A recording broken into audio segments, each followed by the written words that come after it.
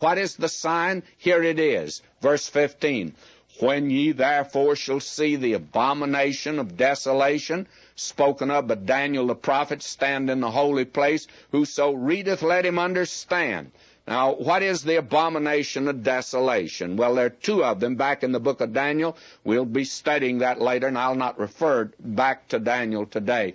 But one was Titus Epiphanes, the Syrian, who came down and destroyed Jerusalem, and he profaned the altar, boiled a sow, took the broth and poured it on all the vessels of the temple, and intruded into the holy place.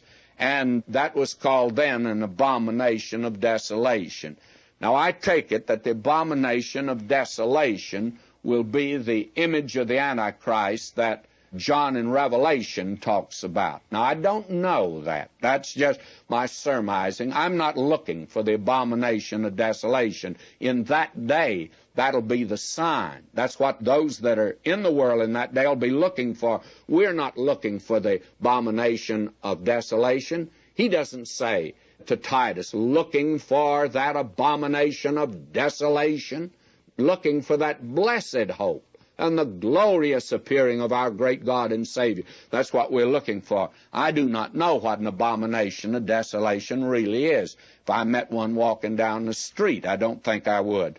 I know when my daughter went away to college, that was about the time this new hairdo came in. I think they called it the bouffant. Well, it was frizzly, you know, and I remember I went up to the college and drove up to the girls' dormitory, and she came right out because she was expecting us, and I didn't know her. She had this new hairdo of the bouffant. I actually asked her if she knew where my daughter was, and she began to laugh. And I looked at that, and I said to her, I said, I've often wondered what the abomination of desolation is. Now I think I know. Well, friends, that's the closest thing I've ever seen to it, is that hairdo. But I honestly don't think that was it either. Now he says, when you see that in the holy place, whoso readeth, let him understand. Now, those that are there will understand. I don't expect to be there, so there are many details he just hasn't taken the trouble to tell me about or tell you. Now again, another time word, then, verse 16. When the abomination of desolation appears, then let them which be in Judea flee into the mountains.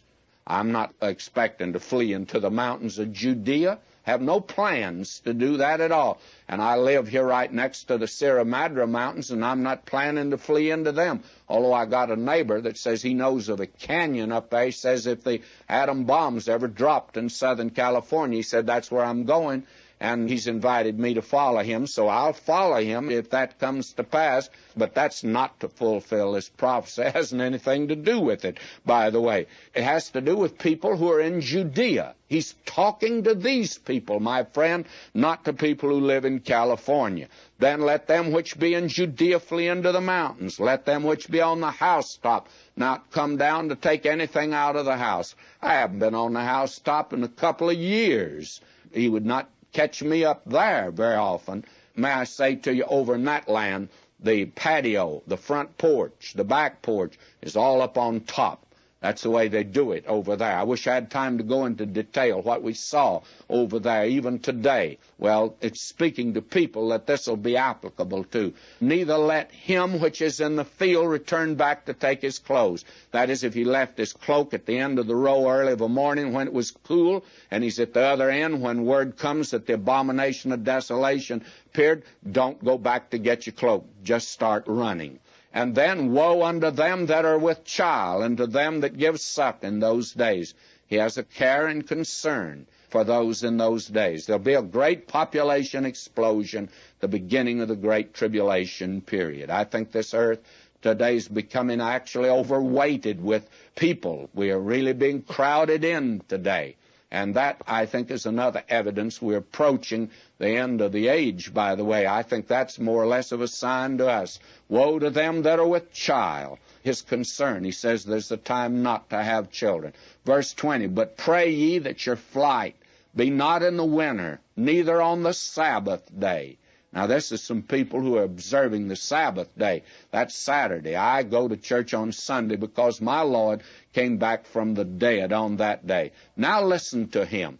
For then shall be great tribulation.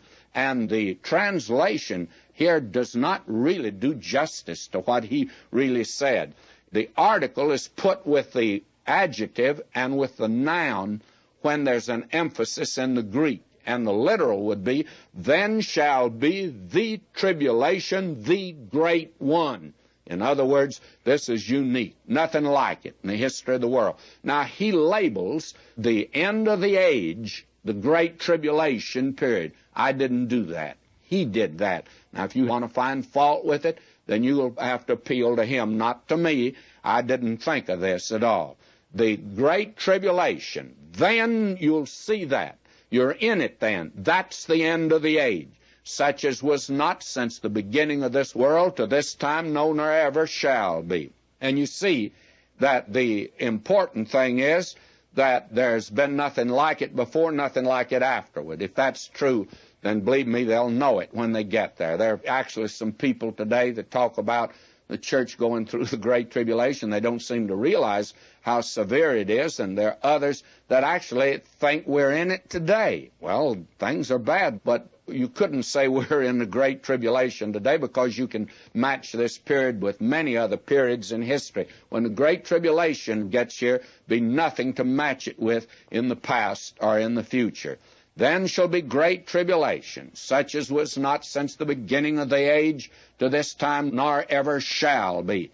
Now listen to him. Except those days should be shortened, there should no flesh be saved.